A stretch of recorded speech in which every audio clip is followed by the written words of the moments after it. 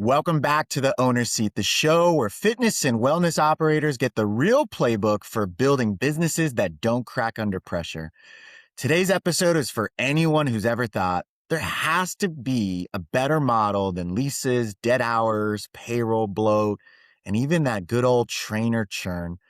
My guest today is Steve Pirt, and Steve is building one of the most interesting and unique infrastructure plays in all of fitness that I've seen. And I've seen it a lot. So I'm really excited about this. FlexWerk is a premium training environment built around private reservable spaces. We call them flex spaces, and a technology-forward booking experience designed for coaches, clients, and fitness pros who want a high-end experience without that corporate America traditional gym overhead. Today, I'm going to take you behind the scenes for all the owners out there, behind the scenes of FlexWerk Fitness. And we're talking about the grind. We're keeping it real, how the concept was designed, what broke in the early days, because we know as an owner, this stuff isn't easy. The systems that had to be built to make it scalable, and what other franchisors, franchisees, multi-unit operators, you can learn about the FlexWerk playbook. Steve, it's a reunion. Welcome to the Owner's Seat podcast, sir. Good to see you. Yeah, last time we were in person, it was Orange County COVID. Orange County COVID. I'm not going to give too much commentary on California. Everyone probably knows how I feel about that. However, yes, we were there. We were outdoors. And I remember, man, you were getting a good workout in, and we just started having a conversation. This is in the early stages, when you're about to head off to Indiana. Man, it's been a little while.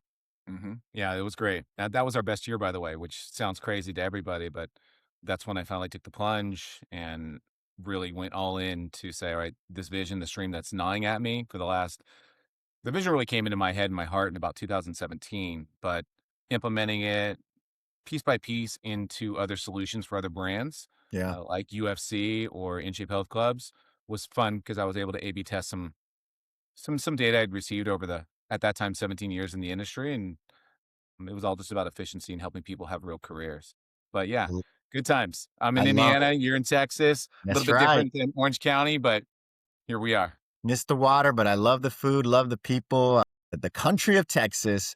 So I want to pull apart FlexWerk a little bit and just go bit by bit. And let's start from the beginning, because you have an amazing story of what led you to this, because there's a problem that you were solving, and everyone's going to understand this. We've lived this, at least I have, for the last 16 years. I'm like, who's going to fix this model? What was that problem in the fitness industry that made you say, I have to build a different model, especially for the fitness professional?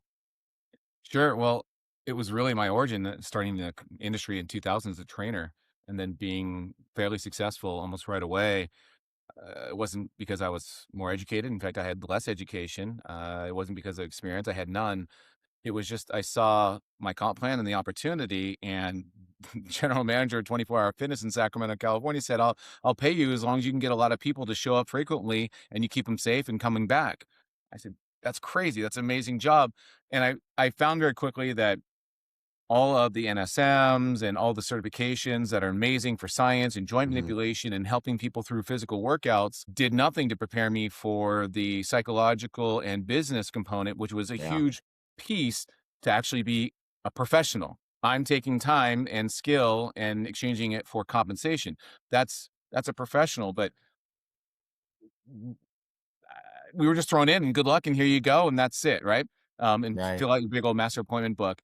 And so I just took some best practices, some things that just kind of made sense to me, and I kind of just dumbed it down so that I could be a little bit more relatable to people. I think that was also it. I observed very quickly people were using terminology that customers didn't understand. They were using things that tried to make them sound smart, Yeah. and they were just losing the message. So I just thought being authentic and real and who I was fun to be around. I was in great shape, and you were going to have a great hour with me, and we were going to get some good exercise together. Mm. So from there, someone tapped me on the shoulder 6 months after that and said, "Can you solve what you're doing for other trainers?" And I said, "Maybe." And the next day, I was a fitness manager at a totally That's how run it down works. club. Yeah, I No love that. choice back then, right? It's like go to grow. It's a little bit different nowadays. It's Yeah. like, no, this is Well, I it. don't know if it is, but That's true. maybe, Good point. maybe. Some But brands. here it is. I put on a little cape. I show up, and it was really just about, oh, these trainers now are basically the same needs and wants as customers, right? And everything I've always done, I've always kind of relied on the PAR-Q process. Seek to Mhm. understand before you seek to solve. And if I went through that kind of standard process of, let me go through some basic, questioning to understand what this person's real need is. And Mhm. I don't have to spend time and mental energy trying to figure it out. One, I'll probably be wrong every single time anyways. So just ask. And trainers had varying needs, but overall, they were people that cared. Overall, they had good skills. Overall, they wanted to do well, and they were just missing a few little things, such as organization skills or being Mhm. able to talk to people with accountability and getting them to show and no show. It wasn't really the science, it wasn't the programming. It was more of, again, the business acumen and a little bit of the mindset change. Right. And one by one, I helped people become successful. We were the top club in Northern California, so President's Club. And then the next year, I did with a new club and a new team, and repeated it. And I thought I'd accomplished everything there was to accomplish in fitness. And so I jumped out of the industry for a minute. Bad decision. Jumped back in. Stayed in it ever since, and I'm grateful for that Mhm. opportunity. But I've just continued to solve the same problem at CL Albert, which is I've ran into trainers and coaches who really wanted to be professionals, but there is a difference between trainers and coaches and fitness professionals. But there was a missing gap, mostly because of the system that's been built over the last 45, 50 years. It's someone's fault, but the gym business is really predicated on what? Dues, draft, sales, Right. ops, get them in. Hopefully we keep them, but we know we always lose them, sometimes more than the other. And it's this very expensive, very complicated, very labor, top heavy Mhm. business that I did for 21 years. And we know, we say it's different. We say our lights are orange and yours are blue and my science is better. But it's not. Right. And in the middle, I just kept listening to the fitness professionals because that was my piece. I'd go into a club or a region or a district as I grew, and I would stabilize sales and ops and okay, cool, great. But it was the trainers and the coaches that were able to impact my P&L the most. I could do Mhm. $100,000 a month with a really good group of trainers, right people, right training, right focus. You can't Mhm. do that in membership sales, Right. right? So I thought, where's my ROI? My ROI is nurturing this group and spending the time.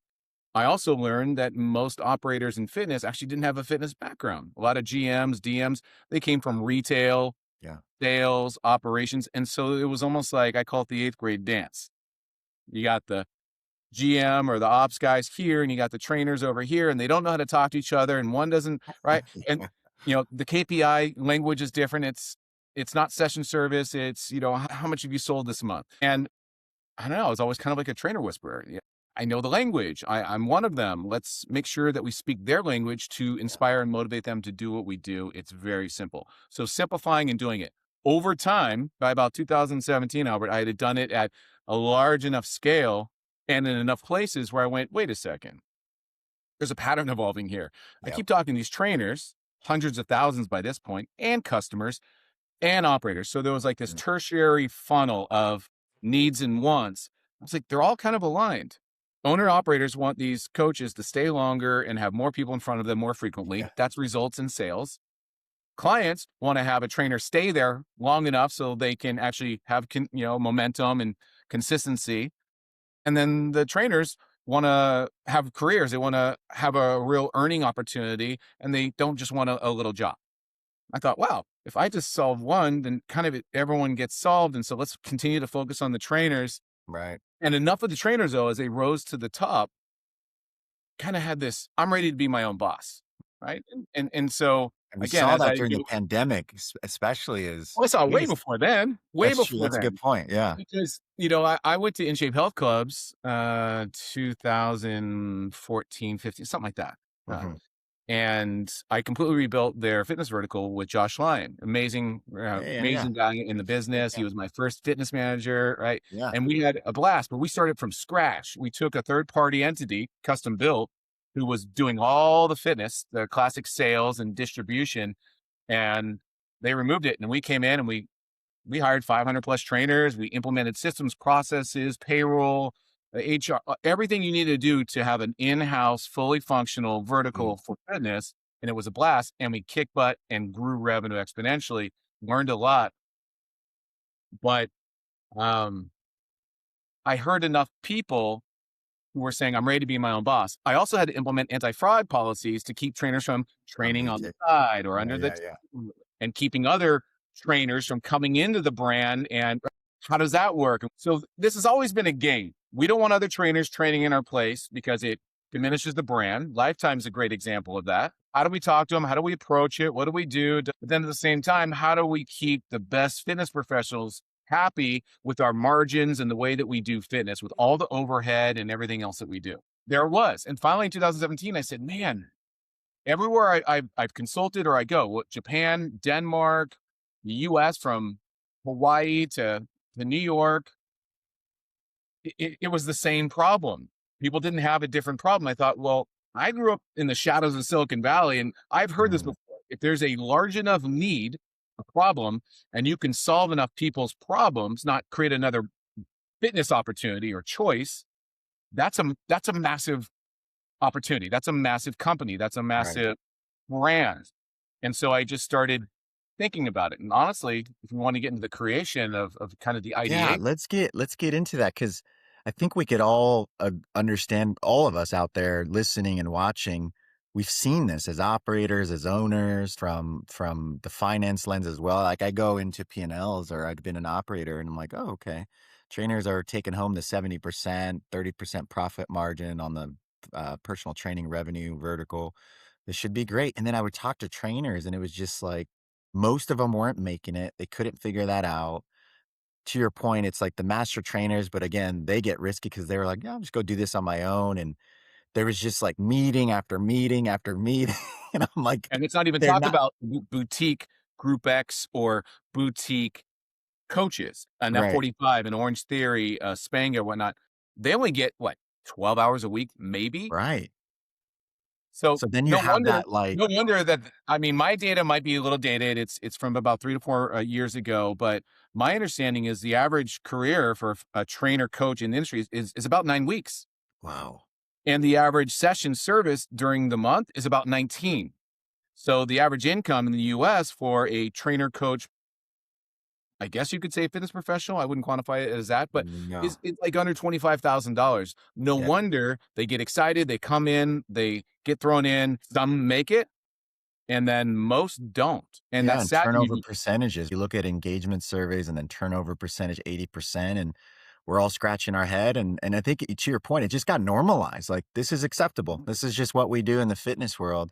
But it's not normal. It's not, it shouldn't be acceptable. It's actually, it's unacceptable. And so what did you learn? Walk us through that Yeah. version one concept. You've been in corporate America, and so you learn about all the goods and the bads there. And I then learned it's yeah, not gonna like what change. how did you create that first concept? What did you get wrong? First of all, no, let's talk about what you got right and you knew it was gonna click. What are some of the things you tried, you knew you got wrong? And then what did you have to unlearn? Because you mentioned it, 20 plus years in that arena. There's probably some things that as an entrepreneur that you had to unlearn and kind of unravel yourself too. I'm gonna back up just for a second. The biggest thing I had to do, though, is I had to make a mindset change. Mm, And at UFC, I had an amazing platform, great group. I'm super grateful. It was such a fun role. yeah, I was given quite a lot of free reign, great franchisees, learned a lot. But as it got towards the time where this was eating at me, I thought the rest of my career is going to be this, which I've been doing essentially for the last 20 plus years, or I'm going to venture out and actually put action to solving some of these things that we all complain about. Right. Up until even recently, I don't do a lot of podcasts. I don't want to jump out there because I've just been grinding to solve, to prove to yeah, myself, not to anyone else, that this is even viable or can work. I don't want to be on a podcast like everybody, not everybody else, but a lot of people, oh, this stinks and this is worse and this. Great. What's the solution? Or what are we mm, doing to implement something new or sure, different or more efficient? Not a lot of that. So I had to make a mindset to go, I'm going to start from complete scratch. yeah, Now, barbells are barbells and dumbbells are dumbbells, but almost every aspect from the operations, design, technology, payment, whiteboard. And I yeah, completely reinvented and reverse engineered from a problem solving solution. For example, we all know the top 10 problems in fitness for the most part. One, I knew I did not want to build a business predicated on whether a 16 or 17-year-old that I'm paying minimum wage to shows up on time, looks professional, and can stay engaged with my Yes. guests. Yeah.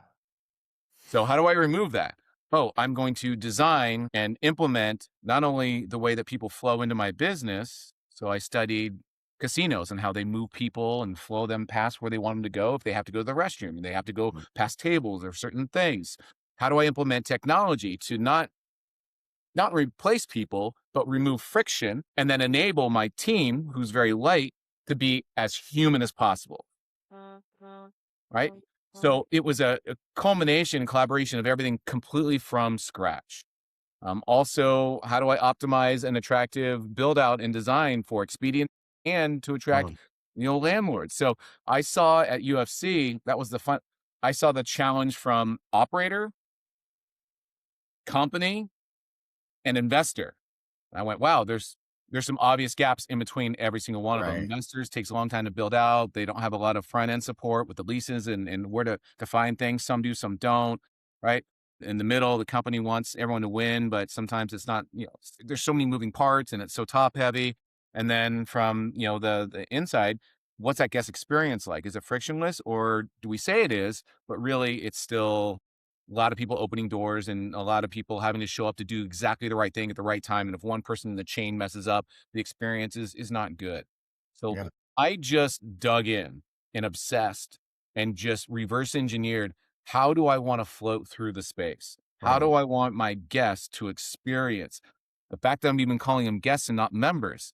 What language are we going to use? How does it feel when you're in the space? It's all about experience, how you're feeling, and then what's the purpose? The Mhm. purpose for me was I knew that I wanted to capture the exponential financial opportunity of taking these fitness professionals worldwide who are yearning to be their own boss, Right. who already had a culminated like nexus of business and help them mobilize from employee to entrepreneur by giving them the infrastructure, the space, the right technology, obviously the right equipment, and a business model that enabled them to do it at their pace. So that couldn't be memberships, that couldn't be rents, that couldn't be leases. So Mhm. I took WeWork, love Adam. People say he's crazy, but I love his business model, and I can't deny what he did for creating arguably the greatest co-working space in the world. And there Mhm. were plenty before him. So he didn't invent the model. He just took it and took it to the next level. Yeah. I took Salon Suite and some of what they're doing, enabling the, health and beauty space in the same way where you get one and they drive their own business and it exponentially Mm. grows instead of one person at a time, like a membership dues. And then I took Uber because I knew that I had to do a pay as you go model, which everyone Love said, it. no way, that doesn't work. Okay, cool. That's great because dues doesn't work. I've been in companies where we celebrate that we did $70 million in dues this quarter, but nobody talks about that we lost 72. Exactly. So okay, that's fine. I know what I need to do because I understand the psychology of the fitness professionals. Most of these guys and girls are barely making it. And if I said you have to pay me $1,500 minimum just to get in here, business doesn't even start, let alone. So So I just had that to. is super interesting. Let's go through the concept. So can you Yeah. walk us through your essentially your client or your guest? Talk about Mhm. the fitness professional. They are that one that's just said, man, this is just not working for me. Corporate America, whatever brands those are, right? And maybe Planet Fitness will reconsider reintroducing personal training the way they want to. Anyways, Well, what? let's be real. I'll start with personal training's hard, Yeah. right? Especially if you don't have an authentic expert who's guiding these trainers and coaches. Keep in mind, still to this day, there is not one cert or degree that teaches people how to be full professionals. Right. They teach them how to be trainers. They great with anatomy and physiology. There's some organization. NASM is obviously amazing. ISSA, ACE. These are great organizations, Sure. but to empower someone, I think it was I think it was NSCA. There was one cert. They might still be out there for a little while. I remember they had a hub in Sacramento. They were almost like a franchise. It was a 6-month cert. Mm. NSCM. I can't recall. It was a 6-month cert. It was $6,000, but they gave 500 hours of physical in-person coaching, and then another 300 hours of business acumen, and you were interning with at least 2 other organizations. So when you came out of that 6-month churn, you were literally like a legit fitness manager in the industry. And I Mm, remember when I was building In Shape, I was hiring those guys and girls left and right. The challenge was they'd only graduate like 10 a year. So the volume wasn't there. So let's just yeah. get back to that. So it doesn't exist in the industry. So tell My me about like so a fitness professional decides I Yeah, want to learn more about like what the heck is this flex work? yeah, They walk in, they meet you or they meet the studio owner, franchisee, yep. and walk us through that whole Yeah, process. Like let what me is the product? yeah, What we're is 3 who is years this in good now for? new. Yeah, we're 3 years in now. Yeah. So now we've seen hundreds, right? We've seen it. And it's great because we built this funnel of very, very, very it's super narrow. One, you can't even come into the lobby, let alone the secondary door or the third. I have 3 layers of access control. So we call it right place at right time to do the right things, which is something that I absolutely took from 24-hour fitness, but I'm using it in a different way, of course. And that's the main role of the one employee that I have, which is a host. Mhm. So a trainer will go through every single one, by the way, Albert. Everyone who's ever called us or come to us has gone through what we can now call the 4 phases of flex work. Love it. Phase 1, what is this? Right? Because we're one of one in the industry. So awareness is always going to be the biggest challenge. The fact that this even exists. Phase 2, what's the catch? Everyone automatically goes into this sounds too good to be true. Mm. What's going Mm. on? Yeah. Here comes the $10,000 guru fee or contract or Right. non-compete or whatever. And then we get them through that. And then the third one is, well, how do I make my money? And then the fourth one almost invariably becomes, how do I get started? Mm. And so I've trained my team. I do a lot of the work, and that's really mostly what the owner operator for franchisees. They don't have to be an expert. They don't have to have my degree and pedigree and experience, but they have to be able to authentically speak to the brand, understand the needs of the fitness professionals, which is Yeah. 84% of my customer. It's the vast majority, and they give us by far the biggest ROI. And I'll talk about that, especially our recent inverse hockey puck of success. But we just have to take them through it. Some guys, Albert, like you, if you're a credible operator, some people, it resonates with them like in an hour. They're Mm. going, wow, this solves what I'm trying to solve. Everything. Everything I'm trying to solve, Yeah. I'm going to this gym. I'm going to this guy's house. I'm sneaking in and out of golds. I'm doing blah, blah, blah. This, this is, I get it. No way could I do all this. How do I, and then they move through it. Others, sounds good. I'll be back. And, 6 months later, they're watching, they're looking over the fence, they're seeing other guys that they know and their peers winning and doing it, and the reviews are positive, and then they come back. So the biggest challenge is it takes a mindset change and it takes a choice, just like a client starting a program with a trainer. It's the same challenge, it's the same apprehension, it's the same block.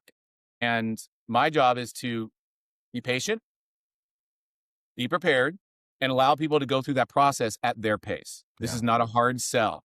We don't get them in a room and don't let them out until they make a decision, because not everyone's ready to be their own boss, Albert. But when they are, it's amazing because it unleashes like their potential and they Oh, I get love it. excited. When you're around an excited fitness professional, their clients get all the benefits. Uncapped Un- from the financial side too, which is a major issue in we'll talk corporate. about that. We'll Yeah. talk about that, especially now. In the beginning, woo, tough, but Mm. it's been great. But again, this company is about solving a problem, Yeah. not for everyone. And we're not here to be everything to everybody, but there are enough. There are millions of these fitness professionals. And keep in mind, here's my customer. I think we talked about this too. The customer of FlexWork isn't just personal trainers. It's we're a co-working space for wellness providers. In this, I'm in FlexSpace Plus 2 right now. And plus Yeah. 1, we have a doctor of physical therapy working with I wish clients. people had I wish we were recording actually, and maybe we do something, but I was watching you. We've had a couple conversations, and we'll get to the technology because I really and maybe we do so I don't know. People are watching and not everyone I I guess know so there we are do people that are some more just serious. listening, but yeah, Oh, like I was watching you do your whole thing. I was like, "Man, this is freaking awesome." But can you walk through that? Yeah, walk through what you're chatting about. yeah. So we have a doctor of physical therapy in plus 1 right now. We have 8 spaces total. right? And we have the ability on 3,000 square feet to monetize 8 spaces. Our first franchise location that we built on the same footprint, but they went up with a mezzanine and they were able to put 4,600 square feet and add another 4 spaces. So a Nice. little bit more expensive build out, not much, but much greater opportunity for Well, it's return. revenue generating square footage. 100%, Yeah. 100%. So we'll talk about that, if you want later, but Yeah, I build would out, love to. footprint, attractiveness to landlords, TI, all these Mm. things that are usually very challenging and they go, "I don't want a gym here." Landlords have called us on all of our locations and literally said, "We will give you $100+ on a square foot. Let's get in here. This is great." Customer 1 is the trainer coach who has a handful of clients at least and is wrestling with this. I know I could be greater. I know I could earn more. There's usually about 4 value propositions that they're wrestling with. I can do more, I can make more, I can be more efficient with my time, Mm.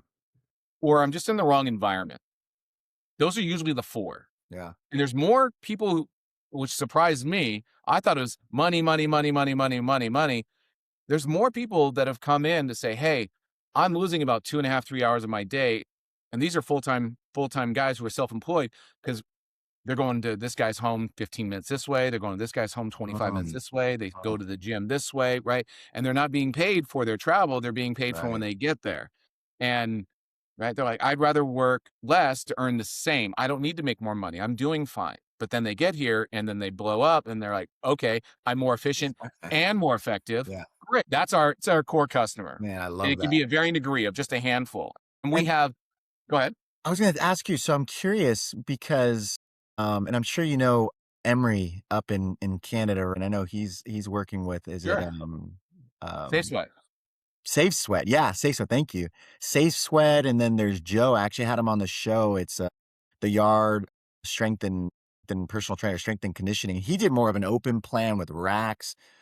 Emery and team with Safe Sweat, they are doing boosts, but that's more for like the general public. It's not personal training. So I mean, you're like the best of It's a all the whole different worlds. business.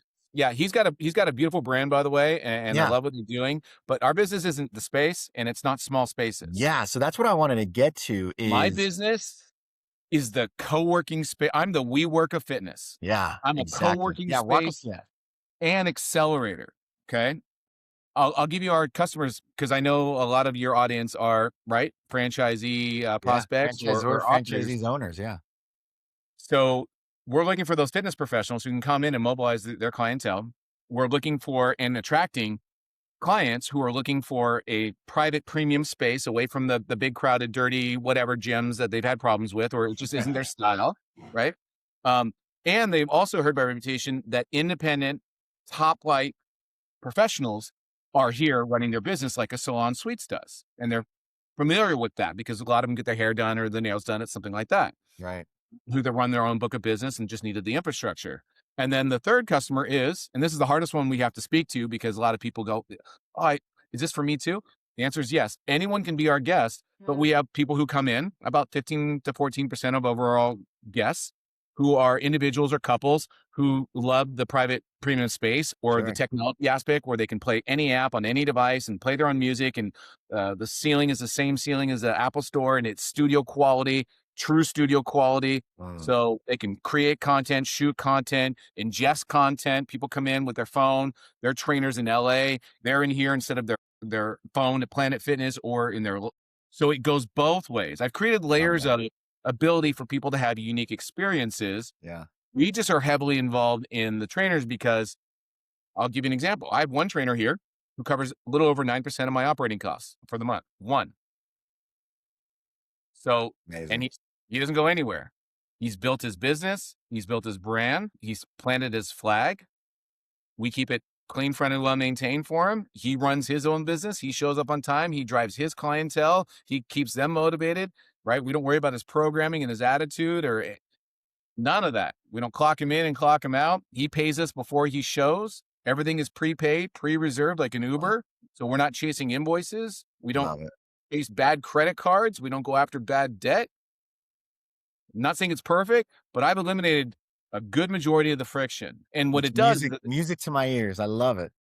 what it does is enables me and my very, very small team to do what I think a lot of operators wish they could do, which is just immerse yourself in the guest experience.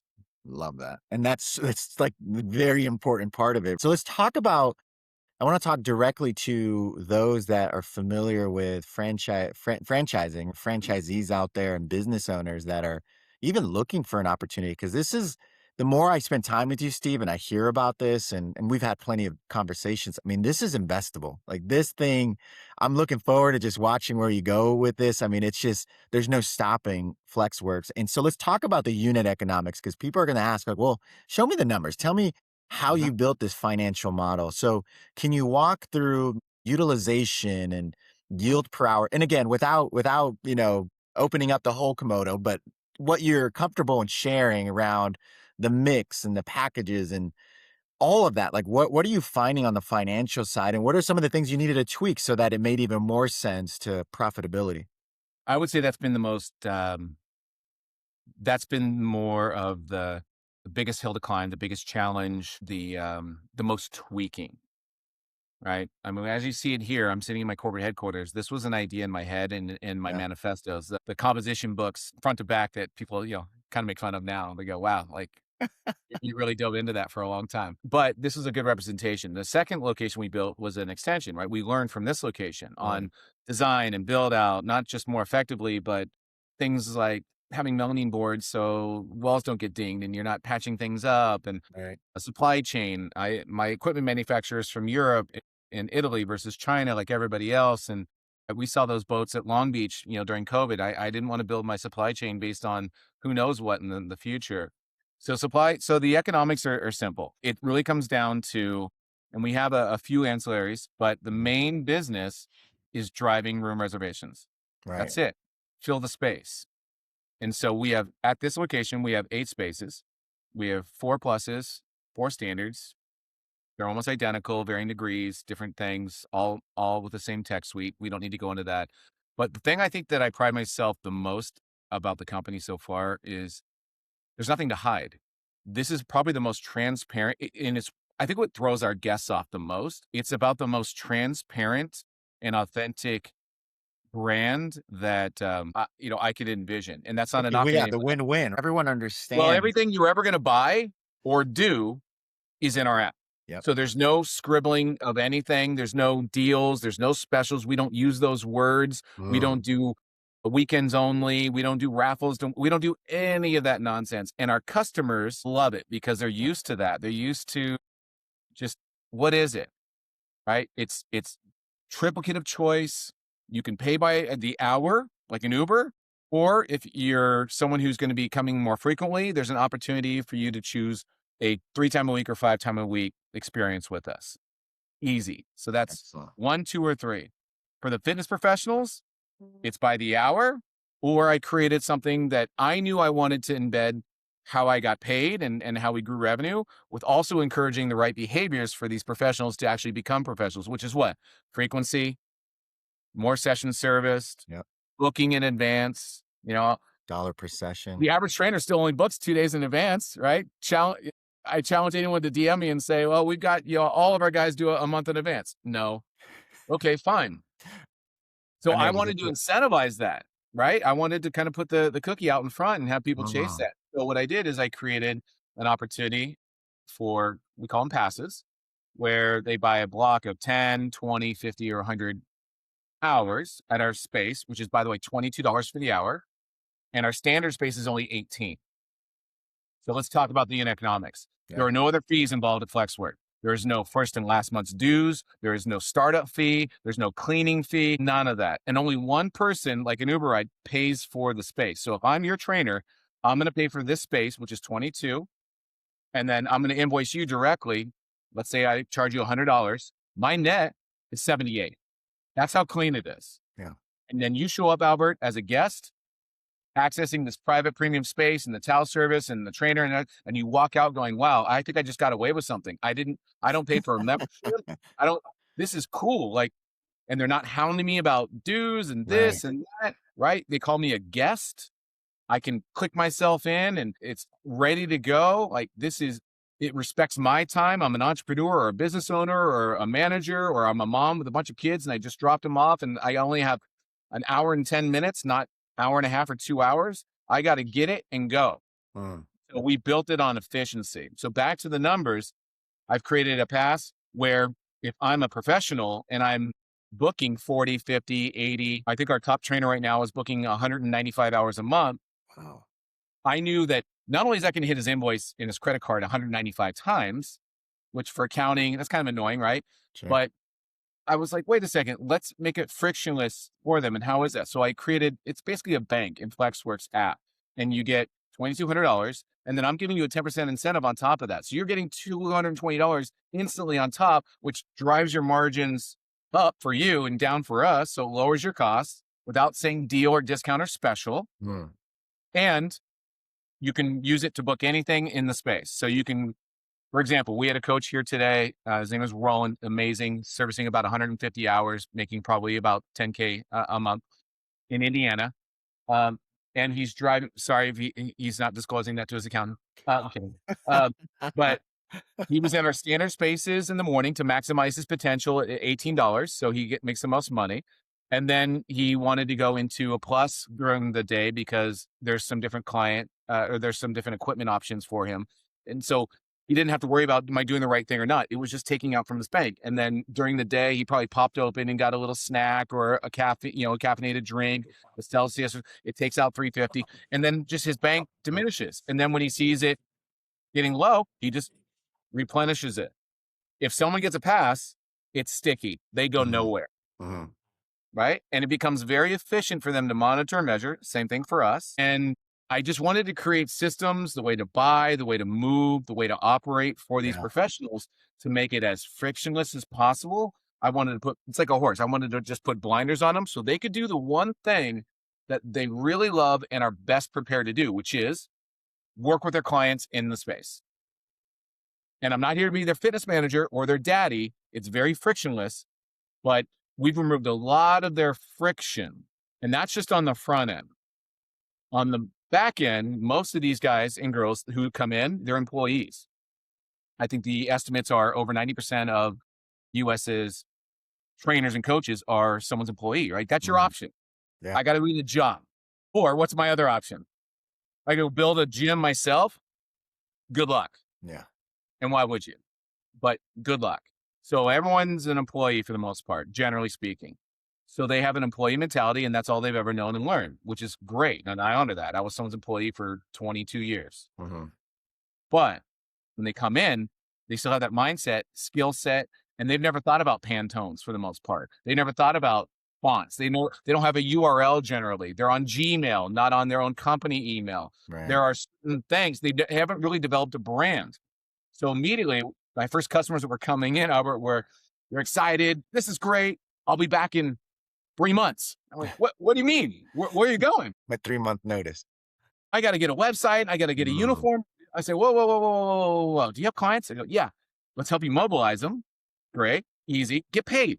All these things are not as important as you think, but as you get paid and you mobilize and get comfortable in your business and you grow your business, I realized, wait a second, everything that I prepared my franchisees for success, brand development, marketing, systems and processes, mindset, even pricing scenario, all these things, right? I'd already prepared. Wait, these trainers are basically little micro franchisees. They have the same exact needs list. So I thought, how do I get them to access my vendors and partnerships and basically systems and support at a fraction of the cost? Right? Because these are trainers. So they're on a budget. Some of these guys don't even have cars. Let's be real, right? And I thought if I can make it accessible and I can put it into you should have this to start. Nice to have. Don't even worry about it kind of a scenario. We started creating a PAR Q for their business, which we called the BAR Q, the Business Activity Readiness Questionnaire. And I realized it's as important for the space in the front end as it is to help them with mindset, migration, and preparation of their brand. So we monetize that as well. And we can do a full spectrum of brand design, which is usually the most important. It's a triangle. The biggest part is the brand. The second part, we can professionalize your social media because most people it's personal. It's their muscles and them working out, right? And then the last part is web presence. We build it, we professionalize it, and then we hand it back to them. We do not manage it. Wow. So you got an Okay. entire development toolkit too that you're monetizing. And again, it's a win-win because the stickier their clients are, the stickier they're there. And what I love about this model is not even just the space utilization. A lot of franchisees out there know you have so many dead spots, just so much dead utilization time. You think of heat maps, but this is really strong when it comes to space utilization, utilization in general. Frequency is the name of the game in this part of the industry anyway, so it's just already embedded in there. I'm Mhm. curious though, how did you figure out to really make your cost efficient, like tech and Mm. your build out Uh-huh. costs? I'm sure you learned a lot there. Yeah. So, Yeah. walk Very, me through very the much so. process of That was some costly. I made some. So let's talk about costly mistakes. that. Yeah, I love it. And I have one partner. I have one equity partner. Amazing, amazing man. Harry Hill. He's the master franchisor for UFC and a partner in Think Fitness, the largest franchisor of golds in the world. He's out in Awesome. Tokyo. And he really invested in me. I helped him open up his first 3 gyms during COVID remotely over Zoom Wow. because everyone was shut down. And he's like, "Hey, I met you. You did the Management Institute, and you have all the credibility, and you're great. Can you help us, or do you know who could help us? We don't know what technology system to use Oh, because the system that UFC uses in the U.S. is only U.S. based." He had problems, and I found that was pretty common. So I became an expert in international CRMs, and I did due diligence with all the different groups. I got them hooked up with GlowFox back in 2020 is one of the original when they were still based out of Ireland and kind of moving through way before the ABC. What's up? What's up, crew? I helped his team convert the language to kanji, but it was fun, and we were just building, and they got it done, and they opened, and they were successful, and other people took notice, and over time, people kept asking him, "How are you doing? What are you doing?" And then he offered to fund me to build a consulting agency. He goes, "This is a big business, man. We can do this all over the place." I said, "No, I got a better idea. I've been cooking this one. I'm going to build a brand and a company to go build. wow. I'm not going to build anyone else's business anymore." And he goes, "Pitch it to me." I pitched it to him. He said, "Let's do a deal." 24 hours later, we had it kind of mapped out and we moved it forward. And ever since then, he's been a concierge. He's been Amazing. a guide. So, but along the way, I built this thing from scratch, man. I had to learn real estate build out. I had to Mm, learn supply chain, international imports, international um, gateways, payment gateways. And I just picked up the phone and did due diligence and said, "Can you help me? What can you do?" And then for the guys and the girls who said no or "I won't," I said, "Cool, bye." And I finally just kept going down the list, and I found a couple of people who said I can and I will. The one thing I didn't lack was clarity and specifics about exactly what I was trying to build and why. I think I spent so much time on my why that the how, when there were even gaps, and there's been a lot of I didn't stress about it. I just stuck to the why, the why, the why, the why. And the why was always that anchor. And then the how somehow just kind of continued to manifest itself, whether it was other people able to contribute or me just kind of persevering through some blocks. But I think the first one that I ran into, which is kind of silly, the original name of my company was Fit House. That's the name of my corporation, oh, Fit House. And I love FlexWorks. That sounds good. thank you for that. Yeah. I liked it because my original vision was I'm going to build a house of fitness, and the Oh, spaces was just one of it. And I have a greater vision down the road, but I just liked it. Okay. I would have been fine if I didn't set this up for international franchise from day one. I set up my CRM, the way that you paid, my supply chain, everything. In my mind, we are going to go build this thing globally because it's a global solve. So I mm, had to make sure systems and processes and everything would be able to support that. And I ran into my first problem when I went to go get my international trademark, which as a franchisor is one of the most valuable things you can have is your yeah, brand, right? Your mark. absolutely. So I had the URL. I thought I was good, boom, boom, boom. And I went to go and I found that there was this French company that I don't even think exists anymore that had the mark, Oh, no. and they were going to go build 2 gyms in New York, but it was spelled differently. But I learned in international trademarking, you get the spelling of all the spellings of Oh, your mark. wow. And so I didn't know that. I'd already, I'd already spent like 20 grand plus on all my retail, and I had branding and my website. Like we were cooking, dude. My corporate docs, like we were going, and I just got gut punched and Oh, went. And I had that call with my partner investor, and I said, I got a problem. And so what? I mean, right? I'm ready. I think we're done. He's like, so what? We got another one. And I did. And about 48 hours later, I DI's FlexWork, which everyone agrees is much better, and we can play on it. It's flexible workspaces. It's a new yeah. way to do work in fitness. Like Love it. it exemplifies what we're doing. But yeah. And so but I thought that was going to be super expensive. Just that was a lot of money to me and time. And I thought we had all this momentum. So that was just one. I say there's probably been about 9 dead on arrival moments where I thought, this is done.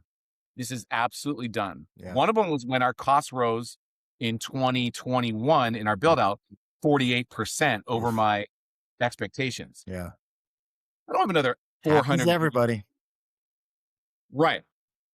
And I was building a corporation to support franchisees, not a single gym. Right. Right. So I wrote an FDD. I was building a marketing schematic. I was building systems and processes. We had to completely, well, here's the big one. The company that I had done a lot of business with and helped and collaborated with told me, Steve, your friction-free ecosystem, I basically designed my pathway and my stack, not with the ones and zeros, but from how it's going to work and operate and display and present solutions to my franchisees and my operators, right? I literally wrote out the SOP, and I kept presenting to people saying, this is the script, just read from it and can you make it real? And about 31 companies said no. And then this one company said, we got you. Huh. And then I had all my vendors on what I called my vendor calls one day. And this is like minus not long before we were about ready to launch. And the president, who is part of the ecosystem, access controls, called me on the side and said, hey man, I've been talking to this guy, the CTO, and I know a stall when I hear one. I don't think this guy's going to do it. And you might want to press him. So I pressed him on the call. If anyone knows me, I'm not shy about being straightforward. And he's just like, yeah, man, I can't do it. We're about to be acquired. And I've got only so much money, the whole engineer. I only have so much money allocated. And I get it. I was one-off startup, who knows what, crazy idea. And this is a company basically being bought, and they had their goal, but they had led me for a year to say, yes, we want to build this. We've always seen your vision. Let's go. And so I'm going, without my stack, it doesn't pencil out.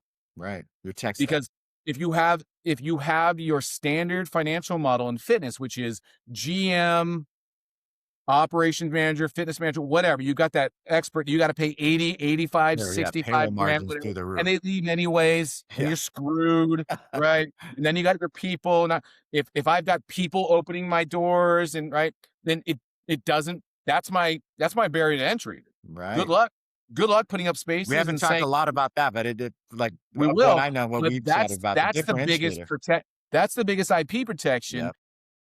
It financially makes sense with my stack. Without it, it's just another gym. So how'd you overcome that? Because they bailed. So I got a call after that call where everyone's like, I think Steve's going to hop on a plane and do something, right? I handled it professionally, but I was quite upset. Yeah, sure. And then dude called me up and said, hey, rough call, well handled, but I've got something for you. We have a customer that we work with. He's up in Silicon Valley. They're nowhere near your vertical. They have nothing to do with fitness, but based on your use case, I think this would be a home run. Are you interested in talking to their CEO? I said, absolutely. Please. Got me connected about an hour later. And not only was it a good solution, it literally solved the gaps that we still had. Yeah. And I can't explain that, right? That had nothing to do with me or anybody else. It was just this, some people might call it serendipitous, something else, but I accepted it. Sounds like and God to me. It was amazing. It was amazing. And so that's been a great partner. And the name of the company is called Optics. And they're in the co-working space exclusively until now, which I pulled them into, obviously, the fitness vertical. They're like, hey, great, access to a whole nother vertical. Let's go. Yeah. And so that was fun. Use their tech and then white labeled it and started Amazing. building it up. But I needed one hub, not 11. That was the other thing, Albert. At UFC and others, part of my role was to go in and help people get away from 11 to 12 different systems that didn't talk to each other and try to make it as efficient as possible from a data stack and understanding, so operators could literally understand what was happening Mm. and make effective choices. To me, that's what data is all about. Understanding what's happening so you can actually do something with it. Action. Correct. And so I needed deep integration. I needed a team behind it to say, yes, we will. And yes, we can. I needed international. I had very, very specific uses. So that was a big one. But once we got past that, it was like, cool, let's go. Build out was a good learning. I think we nailed it here. My landlord, I'm a guy with a PowerPoint presentation and I got a great resume and I had money in the bank from my investor, but they're looking at me going, this is one of one, dude, and this is good. And we're in a very, very affluent area of Carmel. It's still Indiana, but it's a very affluent area. We have high rents. So this would be a very, very reticent of rents. And if we were like in Newport, something like that. Right. And they were my landlord, but they were also my construction. They gave me 100 plus in TI, gave me a good deal. They overcharged though. That was kind of, I think, the game. Whenever, But yeah, whenever you get landlord and GC, they're gonna mm, rack it. They love that. oh yeah. And I built from a cold dark shell. So this was gravel. I brought in all services, everything, They were electrical, salivating. plumbing, the alarm system, you name it. I was first mover. Ooh. So it was good because I got to document it. I thought, well, what choice do I have? And what a great way to document processes and procedures and the idea. And we did a very, very good job. But the nice thing about operating and being live is I built FlexWerk. I built the spaces to be extremely modular. My partner, Mm. my equipment manufacturer, Unix, who nobody had heard about, right? And I talked to everybody. I talked to Matthew at Yeah, Escape, where are and they based out of? they're based out of Milan. Okay. Yeah. I found them at UFC when I was consulting with some overseas build outs, primarily Israel and Japan. And there were some space concerns. Mm. Space is not as abundant, right? Just like in New York City or Hawaii or a lot of places where you can't build a 13,000, 20,000, 25,000 square foot gym. It doesn't, there's no space and it Yeah. would just be too expensive prohibitively. And I can't have a 42-inch deep rack and I don't want footings that are going to trip someone. So we needed really, really, really clean, efficient space. And I went through that due diligence and I went through everybody, the Rogues, the Escapes, the Hammerstrengths, all the groups that I had worked with in my career. And I started to find out that almost everybody was coming out of the same two factories in Shenzhen, China. And I thought, Oh yeah. wow, that's strange. Unix came up as a recommendation. I still don't remember who, but they said, hey, these guys build gyms on yachts in the Middle East and things like that. And I was like, well, that sounds expensive. I don't know if that's it. Well, let's call them. I had one call with their amazing CEO. They were another yes, and we can. And I gave them my vision, 35 minutes. I gave them my vision verbally, not even written down or pictures or anything else. And I said, this is my brand. This is what I want it to be. And then I gave a very well-known, highly credible, who I thought was going to win, I guess you could say, the competition, the same vision. Unix came back 48 hours later. These guys came back 3 weeks later. And Unix, it's 95% of what you see now. Wow. And these guys were giving me green grass, turf, and like the same old, same old. They're like, we can just do what we do and what we have, and that's cool. Unix was another group that was willing to bend and say, we see your vision. We're going to be a partner with you, and we're going to build out, and here's what we can do. Yeah, They they manufacture. believe in the model. They believe in the concept. And Correct. I was curious on And what that's your what I did thoughts to were. assemble all my vendors. People who believe in the Love concept that. and have the capability. It's like capable and willing. People that we all want to hire, right? They're capable and they're willing. So for Great. someone that's listening, that as they hear about how thorough you've personally been in partnership with the vendors that believe in the concept, the business Yeah. model is amazing. I love the dynamic pricing, or the pay as you go, the problem that you're solving, which is massive in our industry. I think everyone can align with that. So it's like check, check, check. And we haven't even talked about the tech stack. I think I might need to have you come back on, because that is the moat, the differentiator that some of the brands that I mentioned earlier, they don't do. It's just the reality. It's a completely Okay. different model, different brand, Okay. and you're so unique. And so for those that are listening to this, I'm like, wow, this is something I'm passionate. As I'm listening, I'm passionate about. How, talk to us about like what's the right market as you've learned through this. Like, what's the right Mhm. market? And then as far as because we spoke a lot about the fitness professional, but let's talk the owner. How are they supported through this now that you're there, you're in it with your team. And so you have a great idea on how, from a business professional, how to make sure they're successful and they're cash flowing like you have over your portfolio thus far. The right market is actually very easy to find. It's a market that has a nexus of currently existing personal trainers and wellness providers. So Mm, net is much wider than just, I think I alluded to earlier, trainers and coaches. right. We have doctors of physical therapy. We have yogis. We Oh, have wow. stretchologists. We have exercise physiologists who are in the hospitals, but then clientele want to work with them on a one-on-one basis, and they need that more HIPAA regulated, private, Mm, premium environment without the overhead, right? This is a wellness co-working space, yeah. not a trainer wellness, right? And so a lot of people think, oh, just personal trainers, even though that's good enough. This is this is a much wider net of providers. And for a franchisee looking at a market, we would look at easily, is there already existing nexus? Is there a lifetime or a few lifetimes? Is Mm, there a great personal training company? Is there are there brands? Are there individual studios? Are there yoga studios? Right? Are there existing professionals, which means there are existing customers? I don't need you to go somewhere and plant and not compete. I'm the guy who actually could go to an existing location where people say, I wouldn't do that, because as soon as someone hears about FlexWork and they come in and it goes through the 4 phases and they think right. this is for them, the average, Albert, the average net increase in income for the trainer that comes in here is X. Oh, I believe it. Day one. Day one. Because And some they have time to focus on what they want to do. And then they don't have to worry about the corporate from the red same tape. customer. From the Right. same customer. Yeah. X, some have creeped up in, I haven't recorded anything above X, but it's exponentially greater. And Mm, they go, no brainer. Plus they're treated with respect and dignity.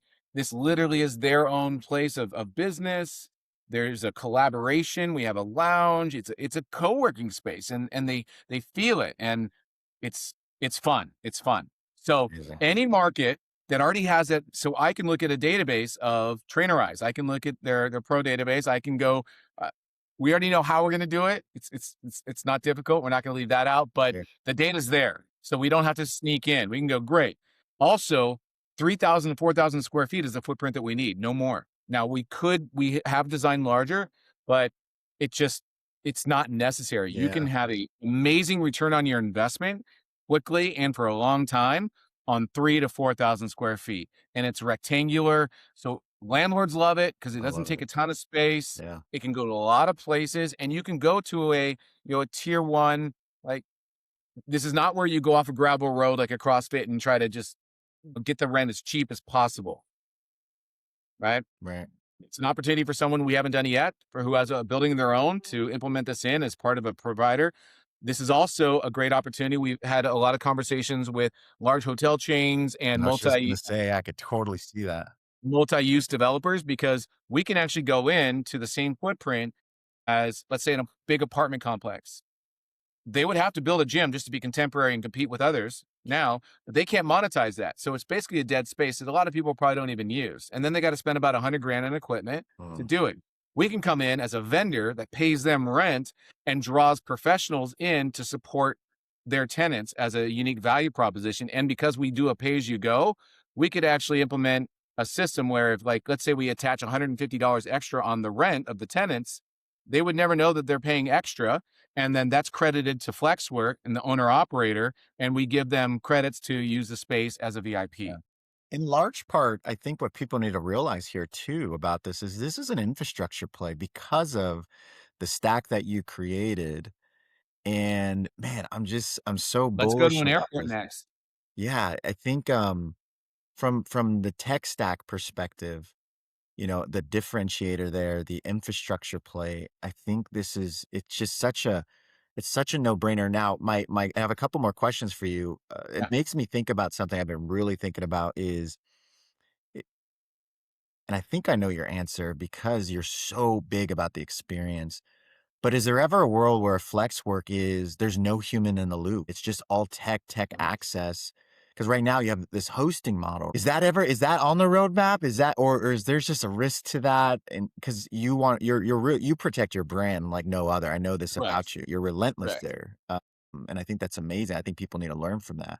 So what are your thoughts? Is that on the roadmap, or is there always going to be this human in the loop, this host to make sure that you prevent, I think of cleanliness, I think of tech malfunction, I think of, the experience to our point earlier. What are your thoughts there? Well, now let's talk a Let's show it. little I love it. Yes. This is so for talk a those that don't watch, you gotta watch for this very reason. let's talk a little bit about the tech, Yeah, but again, that's a whole nother for thing. sure. Again, from day one, whiteboard, I said, I need to be able to control, manage, and support franchisees internationally Yep. 24/7. So what systems can I automate? Problems do I know that I'm aware of Mhm. that I can remove? Again, for the owner operators, just like we did with the trainers. And some of the common things are, well, if that kid doesn't show up on time and they got people out in front of the gym, not only is it bad Google reviews, but right, that's just silly. So Yeah. how do we provide that? But at the same time, how do we provide a premium experience unlike other operators where they just have one door of access? They can open the door and then a bunch of people can run in, and now you got 15 kids in there hanging out and doing what who knows what, right? So we created 3 layers of access control, and I controlled the timing to allow people to go from lobby into our hallway, into the spaces at the right time. So directing people that flow, but also being able to monitor and measure 24/7 from anywhere in the I world, love just it. like I am right now. I don't have a host here right now, but I've got customers in 3 of our 8 spaces, and it's frictionless. They were letting themselves in. The coach or the professional is facilitating the experience. So I don't have to worry about safety. They indemnify us the second they open up our app and sign in. So we've created layers of that as well. But I've also set automations, the lights. They turn on and turn off when we want them to turn on and turn off. Wow. If a host doesn't show up, for example, I don't have a host in the morning right now. I don't need one. I don't have one because our busiest times we're 8 spaces full from 5 a.m. to about 9 right now, which is Wow. amazing. So we're 100% occupied. Sometimes maybe 80, and that's been recently, which Hey, has that's been still strong. fantastic. But it comes from empowering our coaches and professionals to be professional. That's part of the experience, and then they're helping their guests in the experience as well. So we're empowering our guests by giving them the tools in the app, but then also nurturing that so they get to the point where they're like, if Steve's here, fantastic. We love that. And he can be a reference and a source for us for support and mindset. And I Wow. want to, I got a friend who wants to come. Can you talk to him? He's not quite on board like I am. Great. Yes, yes, yes. But for the most part, we get to leave them alone and they do what they do. And then my host, who we pay $18 an hour, which is a great starting wage in the industry, I only have here from 5 to 9 in the morning, one. So I don't have to wake up at 5. And then I have one from 4 to 8. So I'm not here. And then I'm here about 8:30 to 5:30, 6, whatever. But if I'm not, I'm not. If I am, I am. But the business rolls and continues on. I just need to make sure towels are folded, Mm. the rooms are reset, even though most of the coaches, they reset their rooms because this is a place of business. So there's those habits and behaviors are ingested in. And it's really about the owner operating setting the culture. And I think that's what I've done the most. Knowing, all right, how do I set expectations? How do I set the culture? How do I let people know what's acceptable? Not about rules and regulations, but how to maintain the highest level of professionalism so that they can earn the most money and have the greatest experience possible. Yeah. And that's really what I think our policies have set forth. Not you're in trouble because you didn't do this. It's if you do these things, your clients will be blown away and you will have a frictionless experience and this will be better and that will be better. So that's, I think, hopefully answering the question to that. Yeah. So good. Last question for you for those listening, Steve? Why should they invest in FlexWorks? What's what would why should they spend their dollar and put their house on the line or personally guarantee a loan to invest in FlexWorks? Yeah, it really comes down to franchising in my experience. It's a good experience, but it's also limited. I don't have 40 years of franchising experience, Mhm. but I think I've got enough to understand. Most franchises, people bought jobs. Most of my franchisees at UFC bought jobs. Mhm. And I thought that was really strange Yeah. because most of them already had good jobs. Right. And then all of a sudden, here they were stuck in a gym, cranking out phone calls, dealing with trainers that were a pain in their butt or whatever it was. And I'm going, huh. The ones that won were the ones that drove the city in the processes, which were, Exactly. very good, even though that's a very challenging, very complicated, Right. top heavy, everyone's got to be an expert model. But when it's done well, it's almost second to none. It's great. Love UFC gym. But I thought, well, that's weird. Why would you invest a ton of money to buy a job when you have a job? You're already in medical sales or you're already whatever. And I thought, I don't want to have franchisees want jobs. I want investors, just like my partner. My partner is an investor and he can make 12% on a good real estate deal. He makes 7% annually for the last 40 years in the markets, Oh, right? So I wanted to make this an investable vehicle. And that's the relentless piece. At the end of the day, I've never confused that I'm exchanging my time and talent away from my family and the things I would like to do as well, or the maximum compensation that I can earn. I've never deviated, and I've always implemented that language excellent. and kind of drive into the people who've worked with me and for me, even though it may not have always been their driver. But that's kind of was my vision. Like, look here, let's maximize time, maximize output, maximize contribution and the way that you make money. And I think I've kicked that into this. So this is a vehicle for an owner operator to have one. Really, you're cooking though if you've got 3 to 5 and you're dominating a market. Yeah. But I can say for this location, I've got my P&L from top to bottom down to under $24,000 a month. That's labor, rent, Wow. insurance, you name it. Mm. And we're profitable and we can talk offline about top line. But when my investor, when we looked at the pro forma and we ran it very conservatively, he goes, wow, I can get 3 to 4x return greater than some good real estate deals Exactly. consistently. So, and it's not a pain in my ass to go run. Exactly. I don't have to be a Steve Pirt expert. Now, I will caution, I've never heard of a business where you're not engaged, you're not involved, and you're getting a 20% return on your investment. It Right. does not exist. And I will not bring those types of people into them, right? Good for you. There's tremendous support, but it's still an investment and an investment needs nurturing, just like people. This is awesome. Steve, we're gonna have you come on because I want to talk more of your tech. I'm Yeah. just so bullish. But for those that want, as they listen to this, they want to learn more about FlexWorks. They want to reach out to you. And by the way, we've been friends for years, and Yeah. I think people should understand. And look, I don't say this disrespectfully, but there's those franchisors, co-founders or founders and owners that are thorough and passionate and in it. And then there are some, unfortunately, just things happen. They move away from it or they get disengaged. They're maybe they're more just visionary. Steve's the visionary, as you heard today, but also in the weeds, making sure that he's setting you up for success. You love Yeah. this stuff. And you also have a family that you take care of too at a high level. So I think that's what everyone's looking for. And so you're a great example for those that are looking for a franchise platform and you want to know that the founder just understands this, understands you. This is it. So Steve, such a pleasure to have you on. How can people learn more about Thank you, you. connect with you and FlexWorks? I appreciate that, Albert. Yeah, they can certainly just go to our website, which is great. Or, my LinkedIn is probably the best way if they want to talk to me directly. That's you and I communicate quite a bit. Yeah. So Steve Pirt, Pirt. Because I suck at texting. Yeah. Hey, I'm old school, man. I'm Gen X. Texting for me, and let's be real. I'm a coach, but I love sales. I love communicating in context. Yeah. So I can pick up a phone over a text all day long.